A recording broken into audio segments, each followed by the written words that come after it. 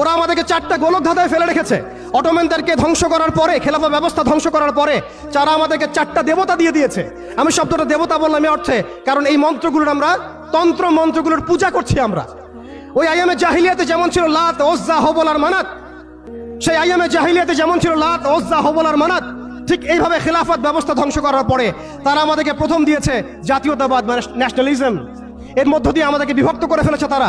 আপনি চাইলেও তাদের সাথে আপনি যোগ দিতে পারবেন না, আপনি চাইলেও হামাসের ভাইদেরকে সাহায্য করতে পারবেন না, আপনি চাইলেও মাজলুমদের পাশে দাঁড়াতে পারছেন না, কারণ কাঁটাতারের বেড়া দিয়ে আপনাকে আটকে দেওয়া হয়েছে।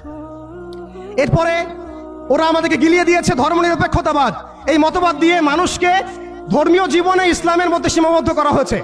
রাজনৈতিক জীবন, অর্থনৈতিক জীবন, সামাজিক জীবন, শিক্ষা এবং সংস্কৃতির মধ্য থেকে ইসলামকে বিদায় ঘটানো হয়েছে। এটা হচ্ছে একটা কুফরি মতবাদ, শিরকি মতবাদ।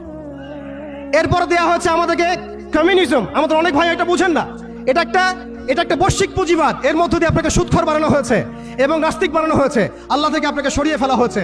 কালিমার পতাকা লা ইলাহা ইল্লাল্লাহ মুহাম্মাদুর রাসূলুল্লাহ থেকে আপনাকে সরায় দেওয়া হয়েছে। এরপরে একটা মতবাদ দেওয়া হয়েছে তথাকথিত গণতন্ত্র। এই গোলক ধাঁধায় আমরা অনেকে পড়ে গেছি। এই তথাকথিত গণতন্ত্রগুলো, ধর্মনিরপেক্ষতাবাদ, জাতীয়তাবাদ, এই কমিউনিজম, এই সমস্যার হাল আপনাকে কখনোই দিবে না। এরা আপনাকে একটা গোলক ধাঁধায় ফেলে রাখবে। এরা আপনাকে চারতন্ত্রের পূজায় লিপ্ত রেখেছে এবং এর মধ্য দিয়ে আপনাদেরকে ইন্টারনালি তারা ব্যস্ত রেখেছে। এক ভাই আরেক ভাইয়ের সাথে মারামারি করতে থাকবেন, একটা জাতিগত ঐক্য কখনো আপনি করতে পারবেন না। এই মন্ত্রগুলো দিয়ে আমাদেরকে বিভক্ত করে দেওয়ার পরে তারা ব্যাংকিং ব্যবস্থার নিয়ন্ত্রণ নিয়েছে ওয়ার্ল্ড ব্যাংকের মধ্য দিয়ে, IMF এর মধ্য দিয়ে, ইত্যাদি ব্যবস্থার মধ্য দিয়ে, ফেডারেল রিজার্ভ ব্যাংকের মধ্য দিয়ে। শুধু তাই নয়, তারা আমাদের গোল্ড কয়েন, গোল্ড দিনার, সিলভার দিরহামকে উঠিয়ে দিয়েছে, দিয়ে আমাদেরকে কাগজের টাকা দিয়েছে যার মধ্যে ইন্ট্রিনসিক কোনো ভ্যালু নাই। এটা অরিজিনাল কোনো সম্পত্তি না। এরপর তারা আমাদেরকে কান্ট্রিতে তো বিভক্ত করেছেই, তন্ত্রমন্ত্র গিলিয়েছেই, ব্যাংকিং ব্যবস্থা তো দখল করেছেই, ইউনাইটেড নেশনসও গঠন করেছে। সমস্ত বড় বড় মিডিয়াগুলো তারা হাতের কবজার মধ্যে নিয়ে এসেছে। আপনি খেয়াল করে দেখেন, পুরো বিশ্বে মিডিয়া দিয়ে তারা যুদ্ধ চালিয়েছে। পুরো বিশ্বে মিডিয়া দিয়েই তারা মুসলমানদেরকে জঙ্গি সন্ত্রাসী বানিয়েছে।